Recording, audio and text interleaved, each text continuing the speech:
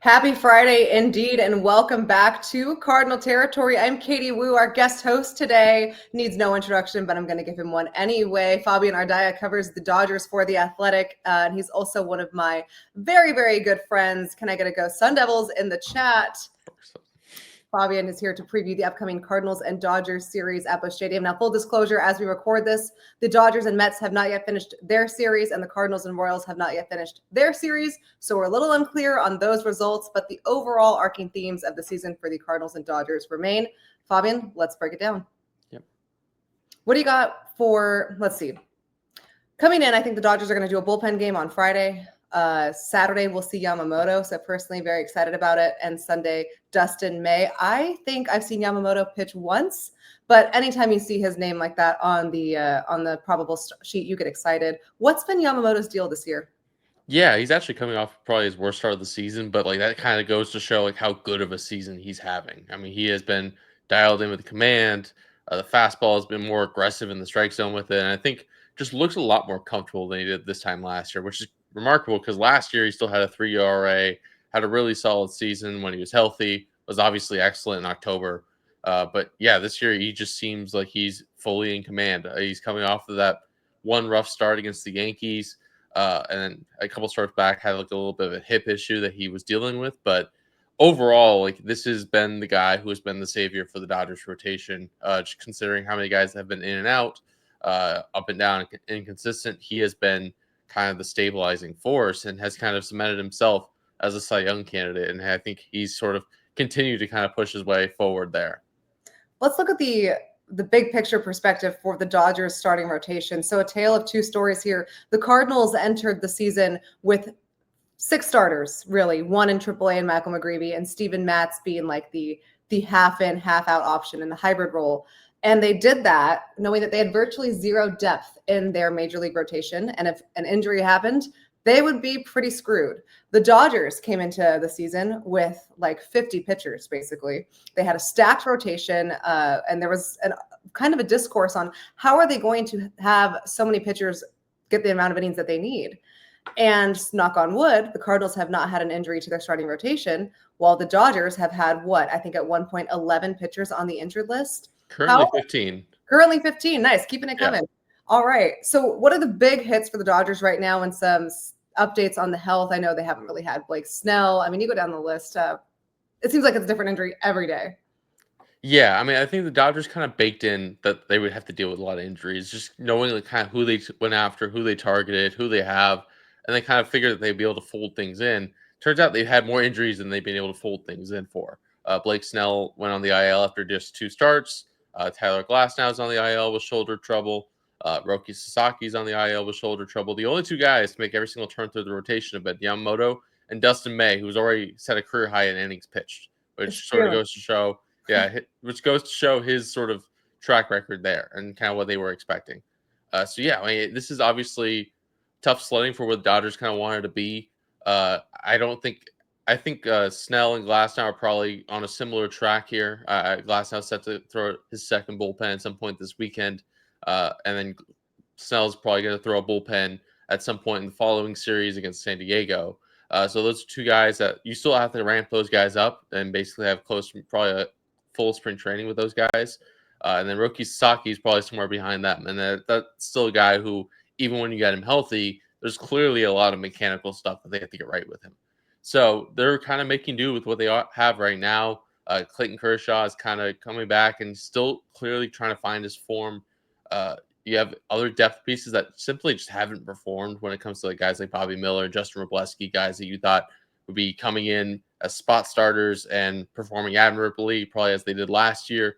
They quite simply haven't done that. And then Landon Knack has been asked to do quite a bit more than I think anyone could have anticipated at this point. So they've had it already go pretty thin when it comes to the pitching depth.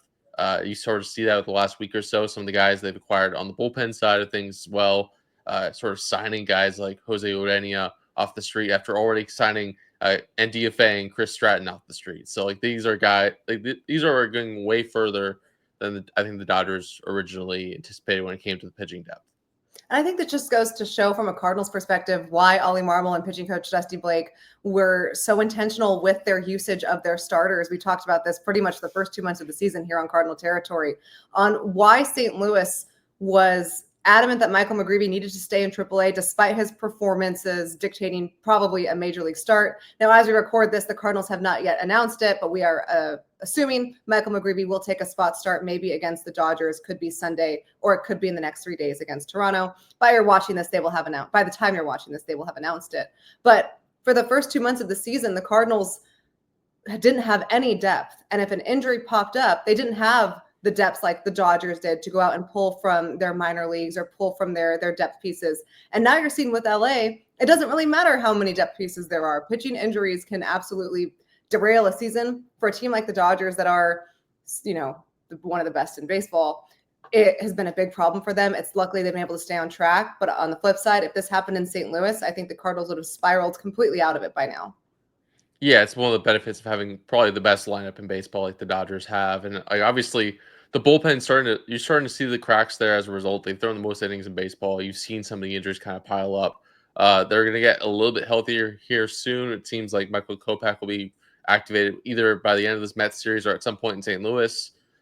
Kirby Yates is probably going to be pretty close behind him.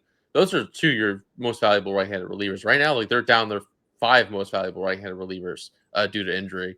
And that's put a lot of onus on guys like Tanner Scott, who have been off to a poor start to the season. Like the bullpen has already kind of taken on the wear a little bit for the Dodgers because of how much their pitching depth has been worn down. But I think the only reason why they're staying afloat is because their lineup has been so productive. Well, Cardinals have done a nice job of staying afloat in May. They had the best record in baseball then. I know coming into the year, I felt like the Dodgers and Cardinals were on completely different paths, but this should be a pretty compelling season for them, or series, I should say, either way, because I feel like June is going to be a turning point for this Cardinals club. I'm sure there's a lot of skepticism outside of St. Louis on if this Cardinals team is legit, if they can keep it up. But with the Dodgers, there's not really a lot of questioning that. I know they play in the NL West, but you pretty much are a lock to be working in October, Fabian. Lucky you. Have fun with that. If there's anything, what's the concern outside of the pitching injuries for the Dodgers right now? I think it's how they weather this current stretch, honestly, because that will determine how difficult that second half of the season is going to be, how much of a race it's really going to be in the division, and how much they're really going to have to push to make the postseason. Just because they're in a stretch right now of 29 straight games against teams that really have a shot in the postseason. The Cardinals now being one of them, which I think sort of looked at the beginning of the season. That's probably like the one breather you would have anticipated in the stretch. It turns out like there are no real breathers in this stretch, and the Dodgers kind of have to really tread water here. Honestly, they have a lot of pitching injuries. They're playing tough teams. Their margin for error is very small, and they have to win as many of these close games as possible, which made kind of this Mets series, at least the start of it, kind of one of those things where it's a lot of big swings when it came to each individual game, losing a game in the 10th inning and then winning another game the next night in the 10th inning. That matters a lot for the Dodgers in this stretch, especially with Padres playing the way they have, especially with the start that the Giants got off to. And obviously, the Diamondbacks have been dealing with some injuries, but they are still a really talented team, and we'll see how they hang around. But obviously, if you're the Dodgers, you kind of learned last year, you kind of always have known this, but obviously appreciated last year what it meant having that first round bye, being able to win the division, having the extra rest, especially considering how worn thin their pitching was. They kind of have to be in this position again where they want to really make sure that in the second half they can sort of focus on getting healthy and also trying to keep that edge, as opposed to sort of running out of gas as they did in 2021 when they were in a similar position trying to repeat, and the Giants really pushed them all the way till the end, and then all that extra effort they had to expend really cost them by the end of that season. I do recall one particular playoff game in 2021, which ended in a Chris Taylor walk-off. Not quite sure which team that was against, but I do know that was a bonding experience for you and I. My first playoff game, and was really, I think, one of the first games we ever worked together. So it was pretty fun. But much more to break down from the Cardinals and the Dodgers coming up this weekend. And we'll check in on a beloved former Cardinal and fan favorite. First, though, a message from Arena Club. FT fan by now, you know, if you're buying, selling, trading, collecting cards, Arena Club is the spot. We've been talking about them all season long, but I do want to focus on the slab pack experience, Kratz, since you've been ripping some slab packs digitally. And what happens? I mean, as a kid, you wanted to rip open the packs. How can they do this digitally? Oh, baby. This is exciting how the graphics come out and everything. And oh, yeah, the card that you pull, you can actually get that, John, physically. So it's perfect. It's all in one place, and it's a super exciting experience. Yeah, they send that to you from the vault if you want it. But if you look at it and you're like, it's not the card for me, I want to sell back, go for it. You can do any of that on Arena Club, and you can acquire the best value for your money with those slab packs, transparent checklists, and Arena Club's Slab Safe program.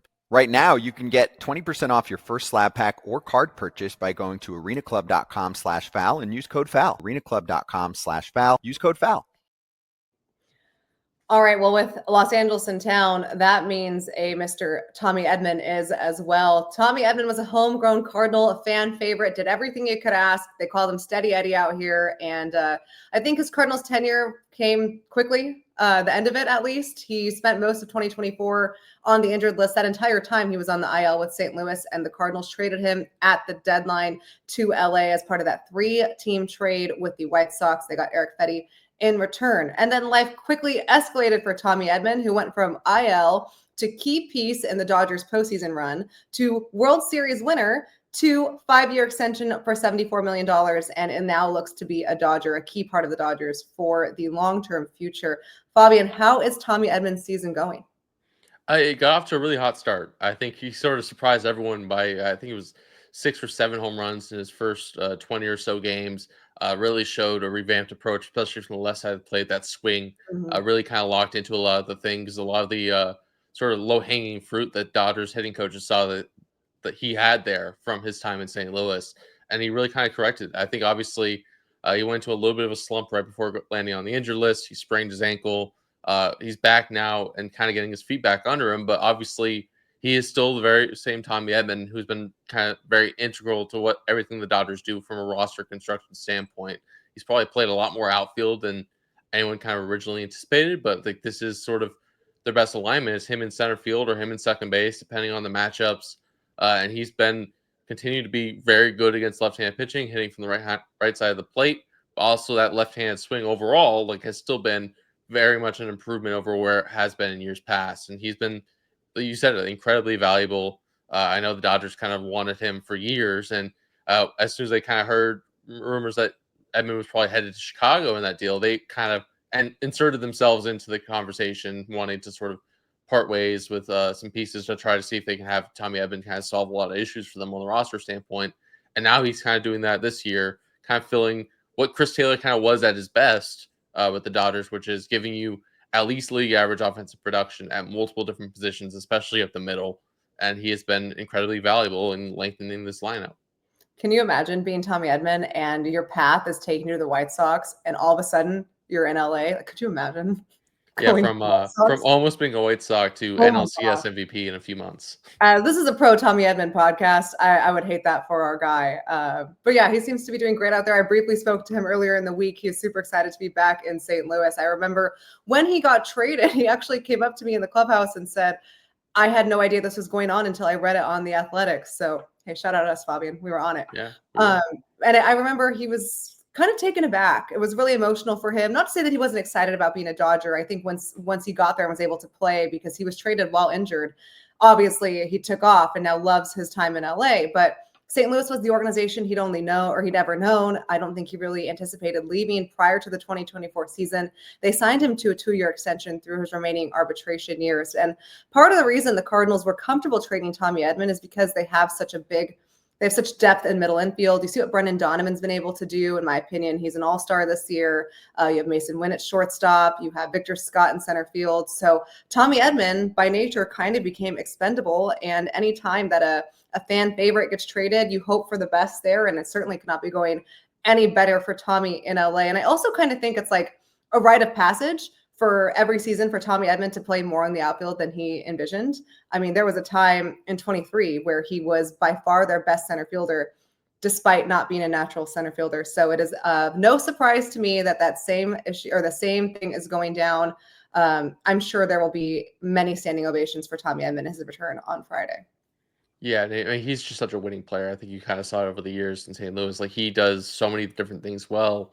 And I think the Dodgers have kind of appreciated that. I think they kind of knew that watching it from afar, but I don't think they realized either how much was sort of left untapped when it came to the power and some of the stuff with the swing, or like just how valuable he'd wind up being for them. I think that kind of showed with how quickly both sides kind of came together on a contract extension this winter. I think Tommy said they sort of reached out to him right after the season around the parade, and the deal was done by Thanksgiving. So like that's how quickly it all came together. Yeah, couldn't be happier for Tommy. Again, he was a total pro in the 4 years that I had with him in St. Louis, and I know he's very good to you as well, Fabian. So it'll be very good to see him back at Busch Stadium, albeit in a different uniform. So actually, good segue. A player that is in the same uniform that most of us thought that he probably wouldn't be is Nolan Arenado. And I need you to say it because no one believes me. The reason the Dodgers did not trade for Nolan Arenado is because there wasn't a lot of interest from the Dodgers side. Yes or no?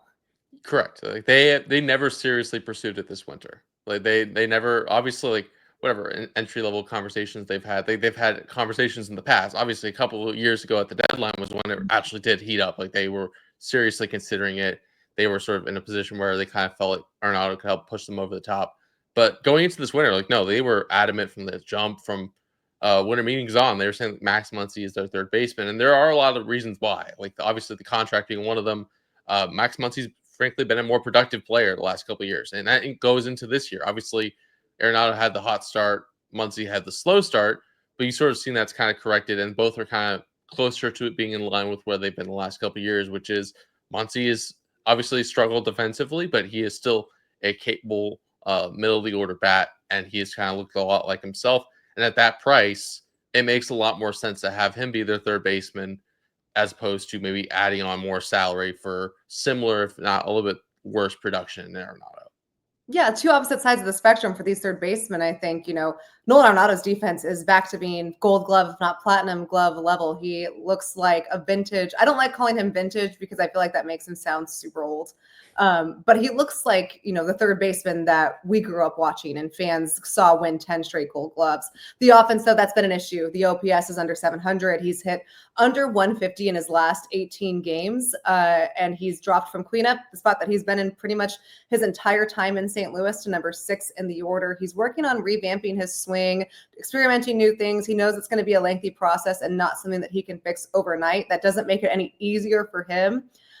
You can tell, and part of the reason I think he's having such a strong defensive year is because he knows while he's searching for the bat, he needs to put 110% into his defense. So he feels like he's not totally, tanking the team. And I don't think the team thinks that at all when you have someone like Nolan Arenado there, but he really takes his offensive struggles to heart. So it's been interesting for me to see the kind of two different ways Max Muncy and Nolan Arenado's season has gone. You can read more about Max Muncy and all Dodgers things at The Athletic.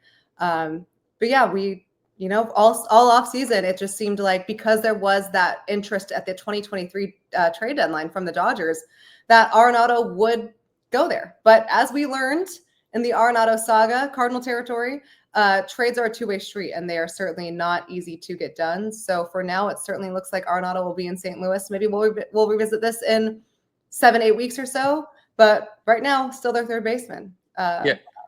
And Arenado's always been a guy, like, it's kind of obvious, like, he would love to play in LA. Like, he's obviously from Southern California. Like, the interest on his part has clearly been there. I just think the Dodgers kind of view Muncy as a more cost-effective option at this point, but also, like, a guy who's been incredibly productive for them for a long time, and it continues to, at least with the bat, be productive. So I don't think they have really much of a motivation at this point. So we'll see. Oh my God. Don't move to the do not move to the Midwest. That's a tornado warning. That's not the Arenado trade alert. That would be so funny. How do I get this to stop? Anyway, Leave this in. I wonder if I'm gonna get the game in today. Should I leave the window? Anyway, we'll reset. We'll hear from our friends at Chat BBC, and we'll get back to it for our final segment of the show. Hey, if you want to keep the conversation going after a show that you're listening to on the FT network, then head to Chat BCC. AJ's on there. I'm on there right now, typing away. I'll be there. We'll be there all the time, talking about what topics people want to discuss, what everyone wants to hear us talk about on Foul Territory. Yeah, if you have a question, we can answer it on FT or on an FT team show on the network. So if you want to come crash our group chat, it's as easy as sending a text, head to foulterritory.chat to start chatting with FT hosts and the FT fam. Yeah, you don't have to deal with any of that in beautiful Southern California. I will never get over this weather. It started raining randomly during BP yesterday, which was like they actually had to fish out the tarp, which turns out was not actually in the ballpark. It's in the parking lot out Oh my beyond God. center field. So they had to go find that and put it onto the field before first pitch yesterday, but they got the game in. So That's the most LA thing ever. We've played 4 doubleheaders so far this year. The Cardinals have. We'll probably play a 5th one in the next couple of weeks. This has been like the worst home weather ever. So as evidenced by whatever the heck that just was. So Fabian, as we look ahead, June is kind of the last time that you can really say it's early, even though it's not, because a third of the season has already been played. But for me, the month of June dictates where most of these middle of the area teams do in July. Obviously, we're talking about the trade deadline here. Pretty safe to say the Dodgers are going to be just fine. They're going to be in contention in the second half.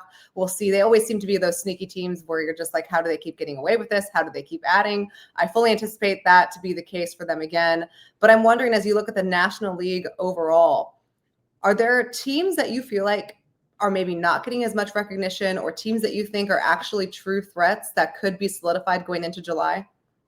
yeah, I mean, I think the National League is clear and far away, like the more superior league at this point, and you kind of see that with how many teams are kind of not only in contention, but you can actually make authoritative cases that they are possibly the best team in baseball. You're looking at teams like the Mets, the Phillies, the Padres, even the Cubs are off to a red hot start. The Cardinals are surprising. So yeah, I think it's a matter of like with some of these teams, like there are very clear holes or areas to address with the Cubs, be it maybe in the rotation or at third base.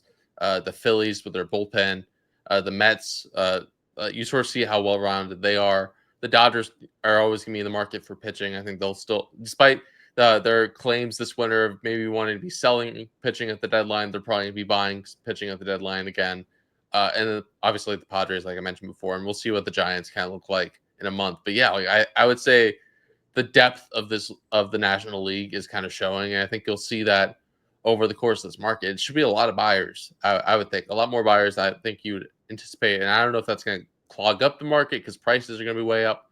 But it just seems like how competitive the National League is probably going to inspire a lot of these teams, especially teams like the Cubs that are looking to like break through after a couple of years, are maybe more motivated to spend than in years past. And then we'll see. Obviously, we both know that AJ Preller is always going to be really aggressive at the deadline. We've already seen and reported in the Athletic that they're sniffing around Jaron Durant. So we'll see if they get things started even before the deadline even starts.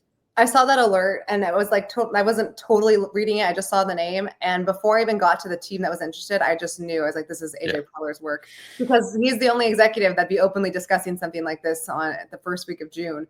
So yeah, we'll see. I'm excited to see how the trade deadline goes. It's always a busy time, but I like your point about I think there being an influx of buyers this year and how that could impact the seller's market. It's always a seller's market at the trade deadline, but this year even more so. And I wonder what that means for the middle teams like the Cardinals, who haven't really committed to a direction yet. They are semi-rebuilding, but still in contention. And to their credit, even though I think all of us, including myself, did not really understand that sentiment, they've done a really nice job of doing both. What does it mean for teams like the Brewers, like the Cardinals, like the Giants, the D-backs, who are just kind of good, but not necessarily division leaders? You can throw the Cubs in there, even though they've had a great season so far. How will this trade deadline and the resources available impact the amount of which teams are able to upgrade? That's what I think is going to be really fascinating. And I'm not quite sure what the Cardinals are going to do. I mean, it's not even definitive that they'll buy. It really depends on the next 4 to 5 weeks. So we'll see. But I do know that it's made for a much more competitive year, at least from my standpoint. And you and I talked about it a lot. Didn't really have a lot of high expectations coming into the year. Are you surprised by what the Cardinals have done? Yeah, I'm still not really sure how they're doing it, to be honest with you. Like, obviously, they're playing good baseball. Like, they're doing all the components you'd think, but it's just like the roster itself did not seem like it would kind of compute to this, at least at the beginning of the season. It looked like they just sort of maybe had a lot of quality players, but no one really pushed them over the top. It didn't seem like they had enough pitching. Obviously, we saw how good Helsley could be at the back end of the bullpen last year, but like the fact that having a lights out closer at the back end of games is going to help win you a lot of close games, and that's going to just matter to help bank wins early in the season. But yeah, I've been very surprised by how they've done things. I know you've talked about how good the defense has been.